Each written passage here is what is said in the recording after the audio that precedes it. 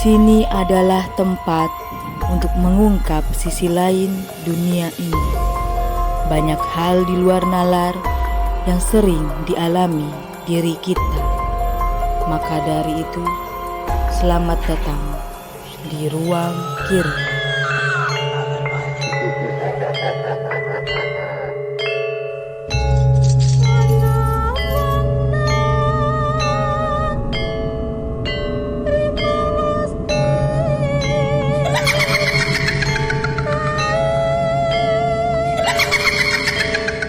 Assalamualaikum warahmatullahi wabarakatuh.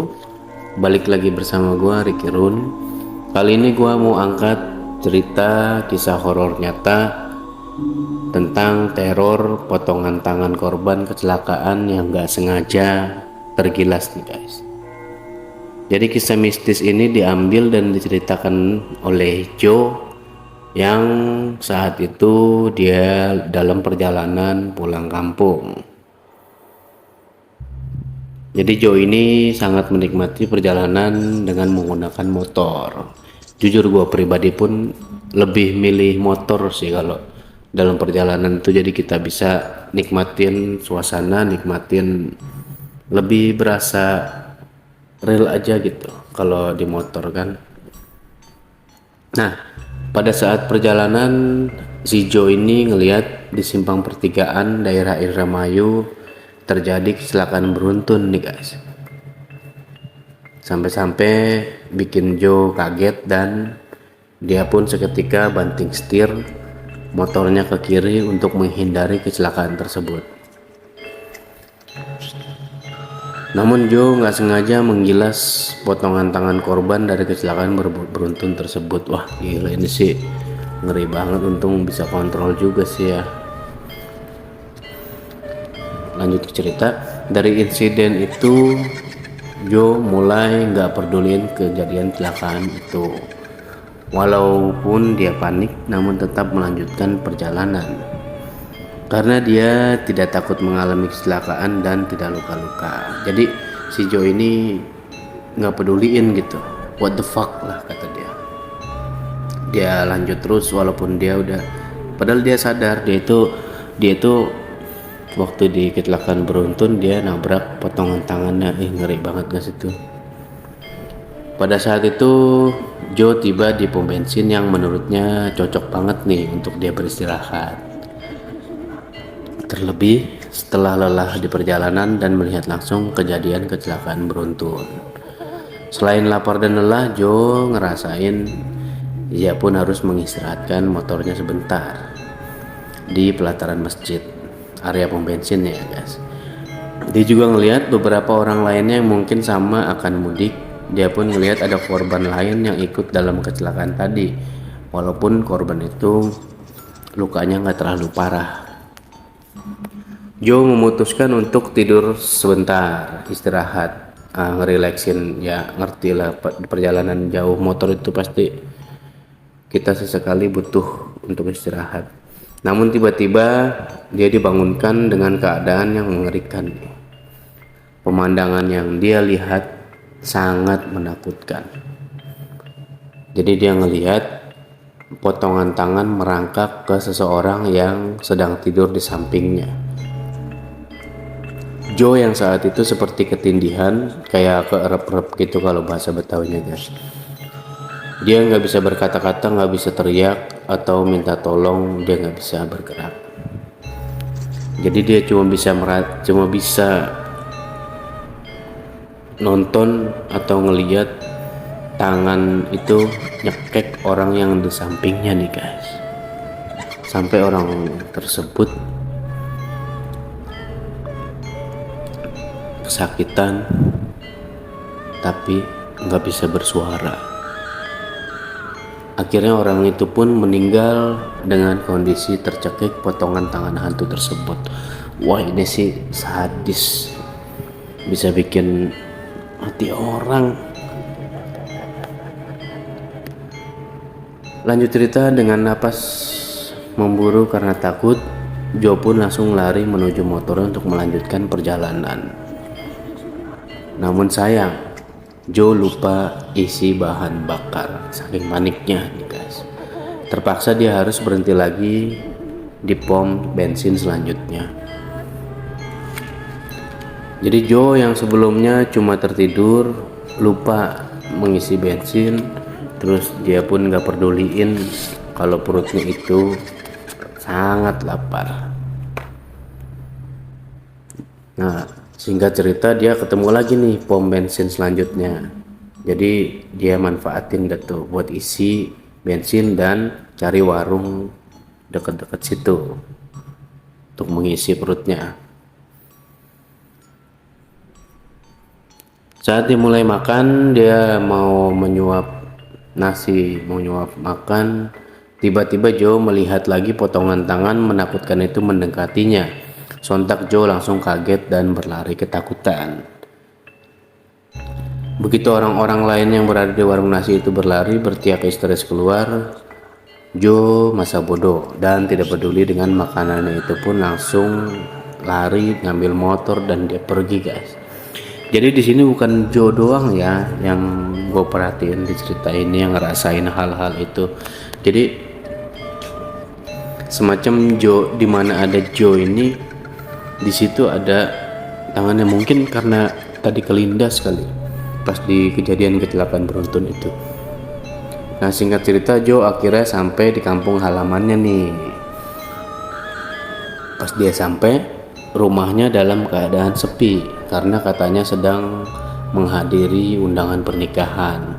Jadi keluarganya itu lagi pada kondangan lah bahasanya gitu. Jadi dia memutuskan untuk mandi dan istirahat. Saat Joe masuk kamar untuk istirahat tidur sebentar, Joe ngelihat lagi nih potongan tangan tersebut. Kaget dan takut menyelimuti Joe.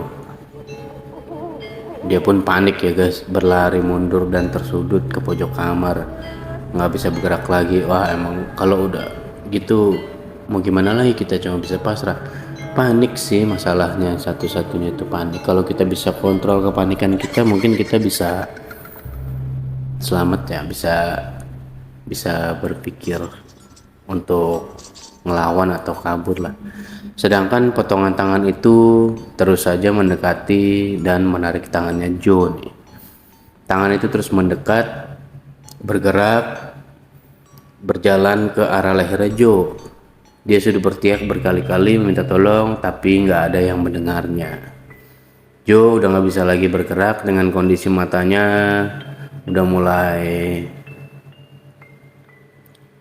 mulai melotot orang dicekek gitu ya guys, mulai kehabisan oksigen. Antara takut karena ngeri dan takut mati, Joe udah nggak bisa ngelakuin apa-apa lagi. Jadi posisi Joe tuh di sini udah pasrah ya, mungkin karena capek juga sih. Jadi keadaan Joe udah di ujung tanduk. Beruntung kakeknya datang dan menarik tangan itu sampai berguling-guling untuk melawan. Wah, ini gokil. Joe yang saat itu panik melihat kengerian di depan matanya langsung, tapi harus tetap membantu kakeknya untuk berdiri dan mengambil jebakan tikus yang ada di kamarnya. Kakeknya pun melemparkan potongan tangan itu sampai akhirnya terjepit jari-jari tangan tersebut, tapi tetap meronta-ronta hendak melepaskan diri. Kakeknya kemudian mengambil korek api, kemudian membakar tangan itu dengan membaca surat Al-Fatihah. Oh, pas banget, untung kejadian itu pas banget kakeknya datang ya. Tangan itu pun tiba-tiba berubah menjadi belatung.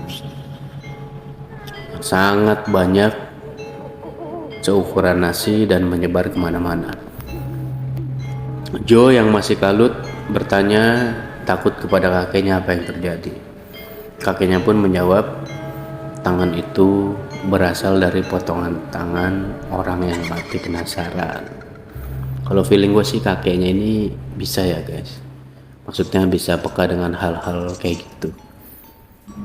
Lanjut cerita, kakeknya pun berpesan, kamu kalau berperilaku apa-apa lain kali harus berhati-hati dalam berucap, kata kakeknya. Lalu Joe pun menjelaskan kejadian kecelakaan beruntun yang ia lihat saat perjalanan pulang. Kata Joe, iya kek, tadi di jalan ada kecelakaan beruntun dan Joe nggak sengaja menggilas tangan itu, tapi langsung pergi. Terus kata kakeknya, makanya Joe banyak berdoa dalam keadaan apapun. Jawab Joe, iya kek. Lalu kata kakeknya, ya sudah, sekarang kamu istirahat dan jangan ceritakan hal ini ke orang-orang rumah. Jelas kakeknya yang jawab Joe dengan anggukan. Teror potongan tangan hantu itu pun sudah tidak ada lagi dan tidak lagi mengikuti Joe kemanapun dia pergi. Jadi yang gue ambil dari sini itu guys, mungkin karena sebodoh amat gitu ya Joe. Jadi waktu Joe di kecelakaan beruntun itu kan dia mungkin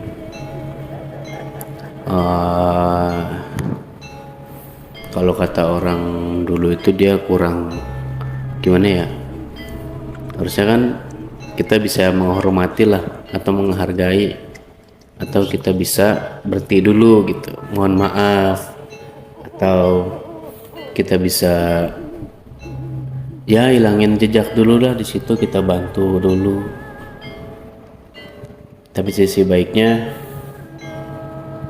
dari kakek itu berpesan berperilakulah baik dimanapun kalian berada. Oke, itulah cerita yang gue ambil dari kisah nyata di suarasoreang.id.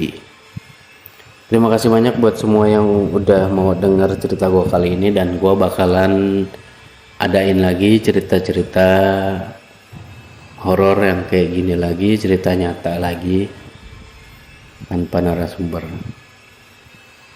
Oke, yang belum subscribe jangan lupa subscribe, yang sudah subscribe terima kasih banyak. Bantu share, like, dan kalian akan mendapatkan berkahnya. Terima kasih banyak, semoga sehat selalu.